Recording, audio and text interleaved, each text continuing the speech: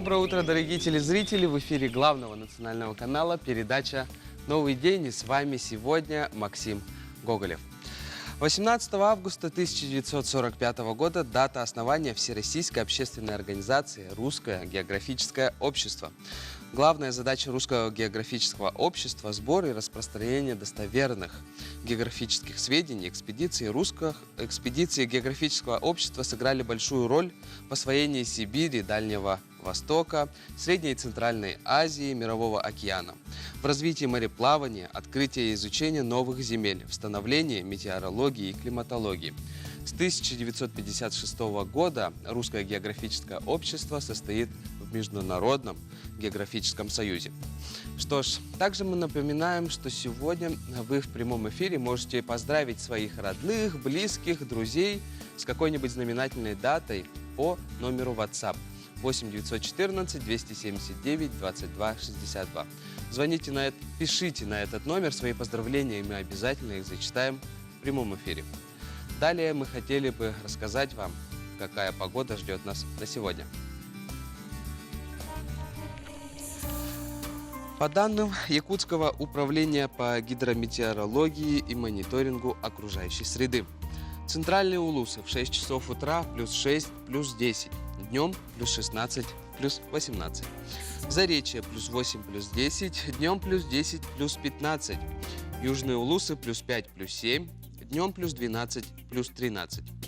Вилюйские Улусы плюс 6, плюс 10, днем плюс 19, плюс 21. Нижнеленские Улусы плюс 9, плюс 11, днем плюс 18, плюс 19. Западные Улусы плюс 8, плюс 10, днем плюс 19, плюс 21. Колымо-Индигирские Улусы плюс 4, плюс 10, днем плюс 5, плюс 14. Янские Улусы плюс 6, плюс 9, днем плюс 10, плюс 16. Северо-западные Улусы плюс 10, плюс 13, днем плюс 10, плюс 20. В Якутске в 6 часов утра температура воздуха плюс 6, плюс 8 градусов, атмосферное давление 750 миллиметров ртутного столба, ветер юго-западный 3,8 метров в секунду, днем ожидается плюс 20, плюс 22 градуса. Ну что ж, погода уже меняется, на улице совсем уже не летняя погода, скажем так, уже холодает, и по утру уже есть такой свежий воздух, да? Ну и, конечно же, становится немножко холоднее. Что ж, а далее у нас есть такой вопрос очень интересный, который мы задали гостям и жителям нашей столицы. Хотели бы вы переехать в деревню? Давайте послушаем. Можно при таком, положении такое, да, что можно переехать в деревню в связи с коронавирусом. Можно на время переехать. На время, да? Да. Ну, а если жить именно, надолго? Надолго? Не знаю, если хозяйство есть, почему бы и нет. Жить? Я и так живу в деревне. Ага, как тебе живется? Хорошо, отлично. А что тебе нравится в деревне? Природа, там мои друзья. А наоборот, не думал ли переехать в город тогда? Было бы хорошо. Нет, не переехала бы, потому что там нет нормальной работы, ни коммуникаций никаких. Сейчас есть различные программы Министерства сельского хозяйства, допустим, да? По развитию, допустим, сельского хозяйства. Развивается деревня. Некоторые тут молодежь переезжает даже. Я знаю, но лично я не готова пока переезжать. Конечно, да, трудоустройство. Поэтому все в город, как говорится, и рвутся, то, что надо работу искать. Естественно, удобство. Все-таки благоустроенная квартира и обычный дом – большая разница. Поэтому, конечно, инфраструктура, всего этого не хватает. Я и так в деревне живу. Ага. А расскажи, пожалуйста, как тебе там живется? Как? Хорошо, плохо? Хорошо. В чем плюсы и минусы, скажем так? Денег мало тут. Работы мало, да? Работы мало, да? В деревне все нравится. Я там работаю, живу, родилась. Развивается ли ваше село? Да, немножко развивается. Нет. Почему? А что там делать? Жить, я имею в виду. Цель проживания в деревне какая? жить именно, да? Вот работать, трудоустройство найти, завести семью и так далее. Нет, нет такой нужды. Все получается и здесь, и с трудоустройством, и с семьей. Там я и живу, Ага. Скажите, что вам нравится в деревне? в деревне, да. Ну, там родные, все как не в городе. Чистый воздух, да? Да, Развивается ли ваше село? да, понемножку. Ну что ж, а вы ответили на этот вопрос, хотели бы вы переехать из города в деревню? Ну да, многие, конечно же, из деревни хотят переехать в город, так как считается, что город на самом деле типа место, которое имеет развитую инфраструктуру, но на самом деле в нашей республике, в частности, и по всей России, конечно же, сейчас идет большая госпрограмма по поддержке сельского населения, да, по программе «Комплексное развитие сельских территорий». И на эту тему мы хотели бы поговорить с главой муниципального района Вилюйский УЛУС Сергеем Николаевичем Винокуровым. Доброе утро. Утро доброе, Максим. Мгм. Доброе Что утро, ж, уважаемые. расскажите про эту госпрограмму и как вы его в этом году осваиваете. Ну, насколько мне известно, республика смогла защитить 9 проектов. Вот. И на общую сумму 2 миллиарда 725 миллионов. Это хорошая сумма. Вот. Из этих 9 проектов 2 проекта значит, защитили мы. Вот. Это строительство школы в селе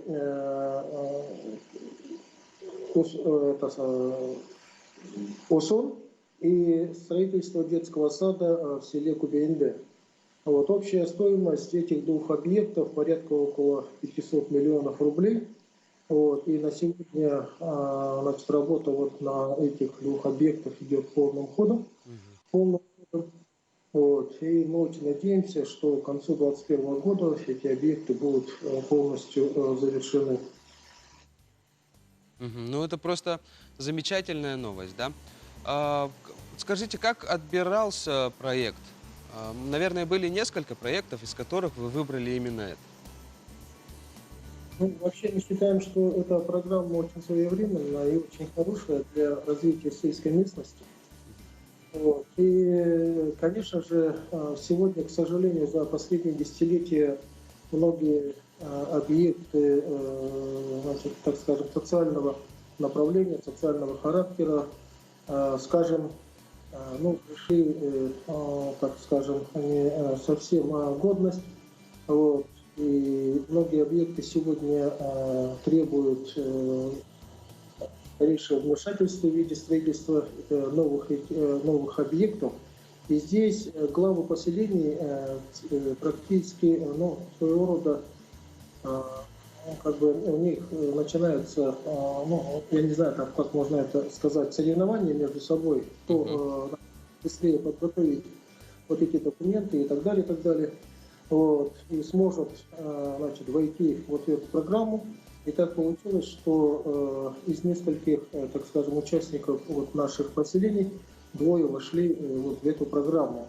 Как я уже сказал, общая сумма порядка около 500 миллионов рублей. Вот скажите, Сергей Николаевич, у вас есть или нет ли данные вообще, или просто, ну, свое личное ощущение, что в большинстве случаев молодые люди, конечно же, переезжают в села, в деревни? Есть тенденция? К сожалению, если есть такая тенденция, то она на сегодня, так скажем, очень такая незначительная. В большей степени, значит, переезжает из сельской местности в районный центр и вот в столицу нашей республики, город Вилюйск. Вот комплексное развитие сельских территорий, да, какие еще могут аспекты затрагивать, кроме школ, садов и тому прочее? Ну, на следующий год мы планируем по этой программе начать строительство клуба села Икынды. Это стоимость 84 миллиона рублей. И фельдшерско-акушерского пункта стоимостью 6,5 где-то миллионов рублей тоже вот в селе Икынды. Ну, как я уже сказал, к сожалению, многие социальные объекты вот в селах у нас сегодня находятся, ну, так скажем, в не очень хорошем состоянии. Вот. И в первую очередь, конечно же, вот эта программа направлена на улучшение от состояния вот этих социальных объектов. Сергей Николаевич, скажите, как, по вашему мнению, что важно в первую очередь для населения? Это комфорт для жилья, либо это какой-то социальный досуг, типа строение каких-то библиотек, клубов и тому прочее? Ну, на мой взгляд, все эти объекты очень важны для развития сельской местности, для того, чтобы население сельской местности оставалось на своих местах, вот, и чтобы население увеличилось в сельской местности. Конечно, в первую очередь здесь играет наличие хорошей школы, детского сада, клуба, который, конечно же, играет очень большую роль в жизни каждого села. Если в каком-то селе вот эти объекты отсутствуют или же, мягко говоря, находятся в аварийном состоянии, в плачевном состоянии, то, естественно, население оттуда будет убывать. И это, конечно же, для общего развития в целом, и как для Улуса, и для всей республики, это, я думаю, чревато. Жители сельского населения, на что могут надеяться, скажем так, как они могут обратиться к вам с идеей о том, что можно улучшить? Администрация Улуса и администрация поселения, конечно же, учитывают мнение населения. Мы получаем много писем, предложений с сельской местности. Все это анализируется, и мы советуемся со всеми главами. У нас, к сожалению, в последнее время из-за коронавируса мы не можем их полностью всех собрать, но мы в режиме онлайн и так далее работаем, и через электронную почту. И, конечно же, в общем итоге вырабатывается общая какая-то линия, где в первую очередь необходимо строить эти социальные объекты. То есть, получается, гражданин, скажем так, села, он может обратиться как лично, так и создав какое-то общее мнение, какую-то массу, допустим, людей, которые могут обратиться к вам письмом, да? Да, конечно.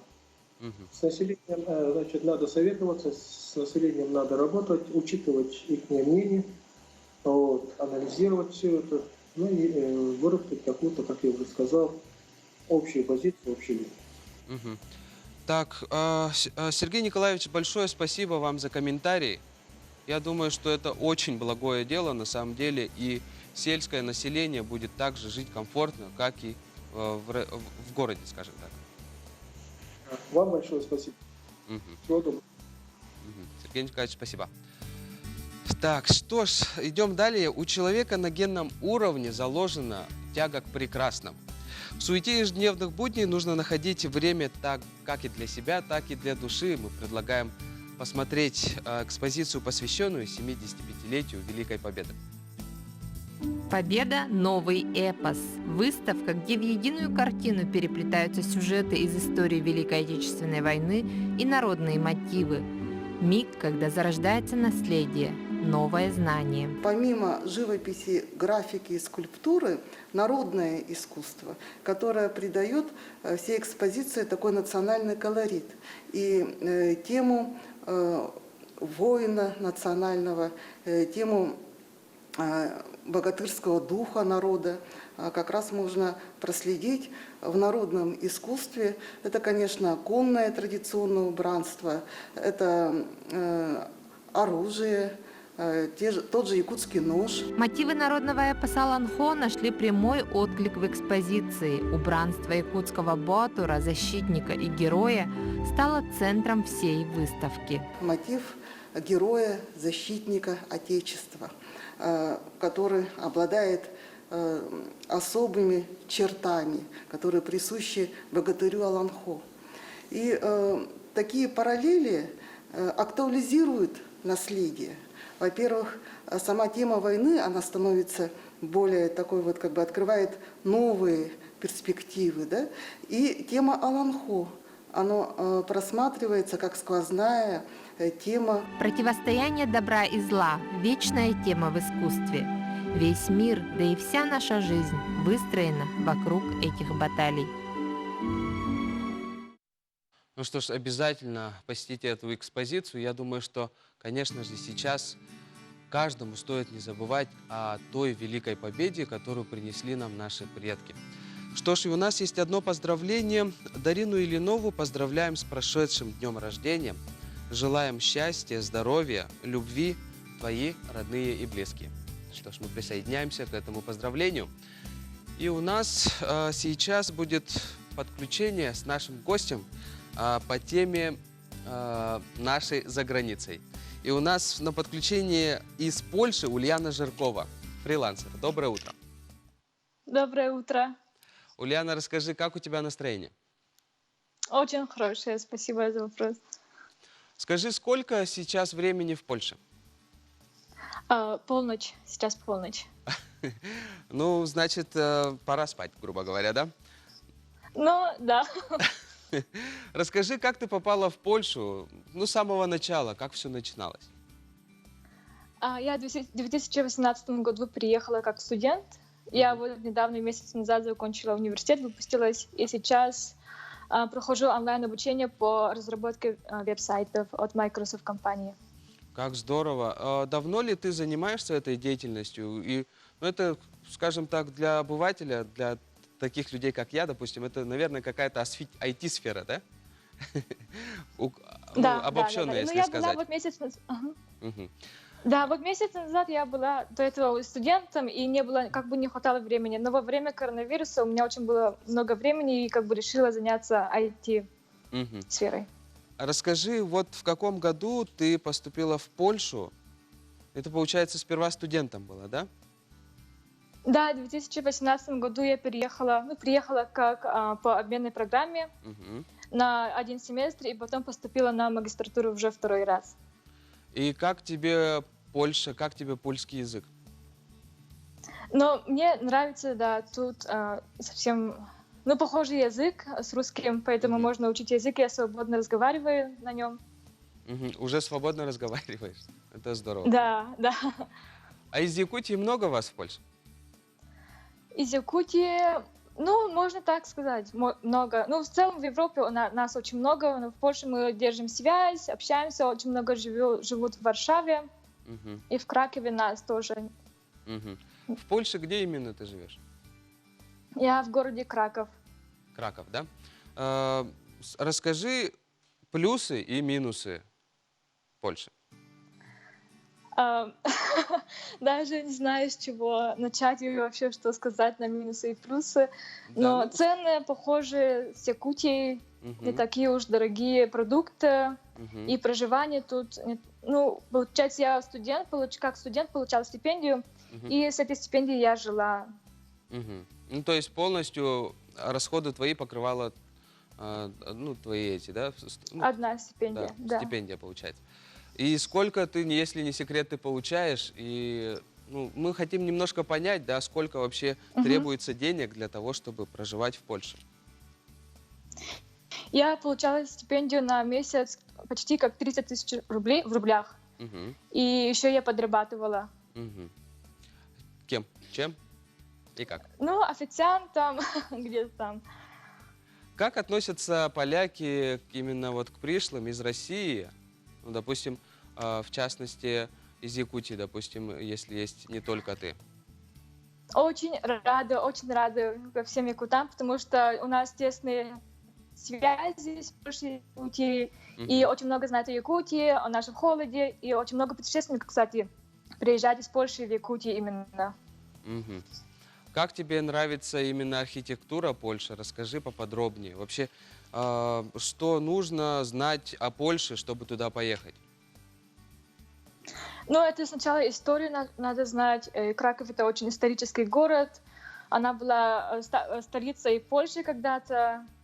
И тут еще, да, очень много таких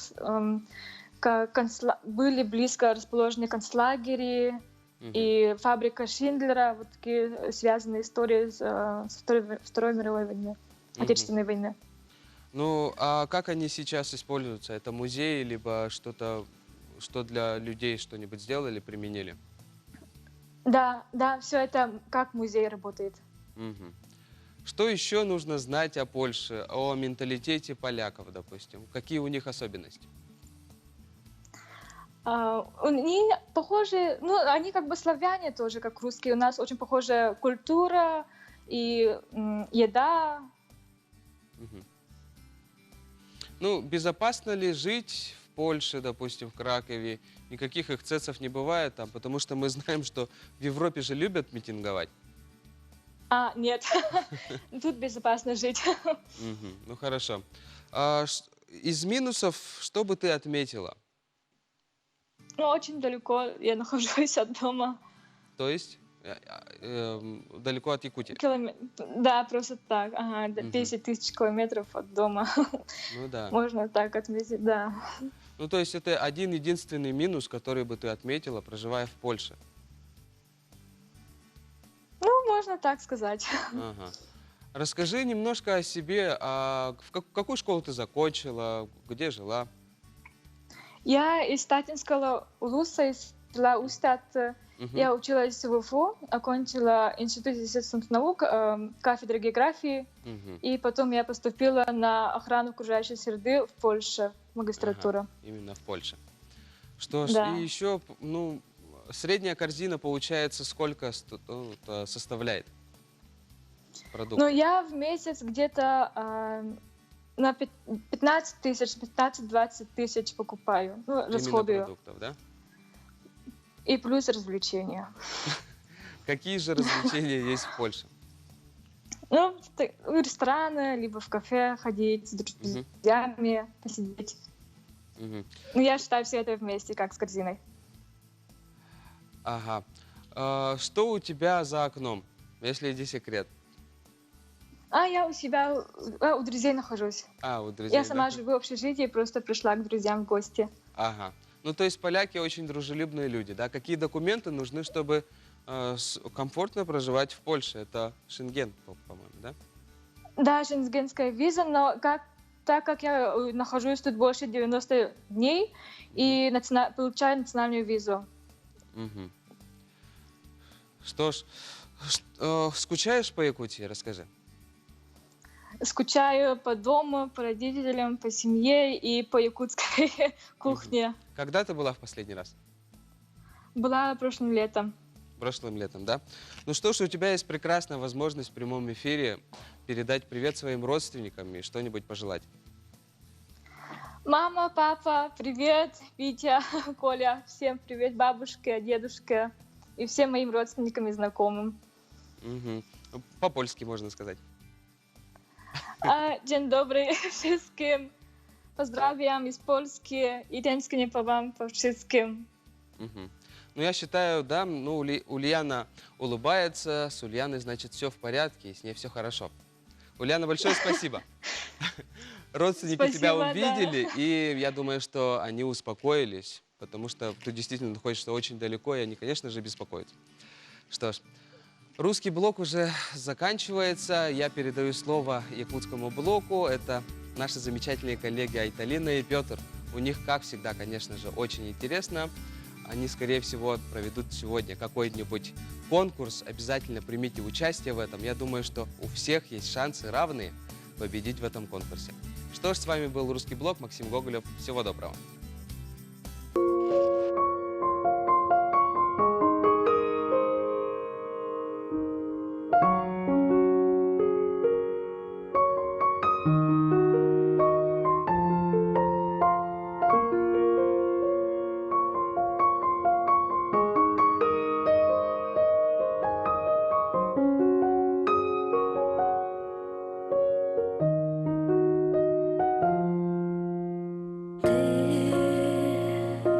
Моя бесконечность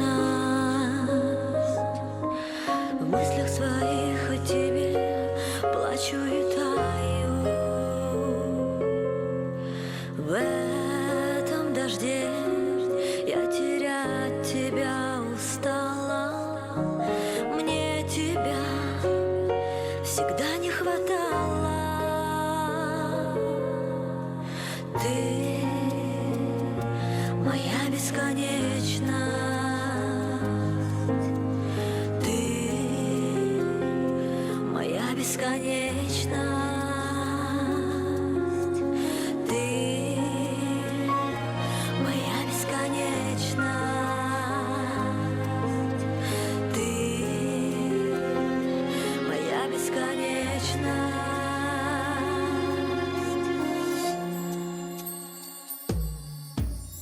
Я запечатаю в сердце нашу любовь и мечты, чувств килогерцы. Пусть эти тонкие грани ранят, рядом будь, эта боль перестанет. Ты моя бесконечная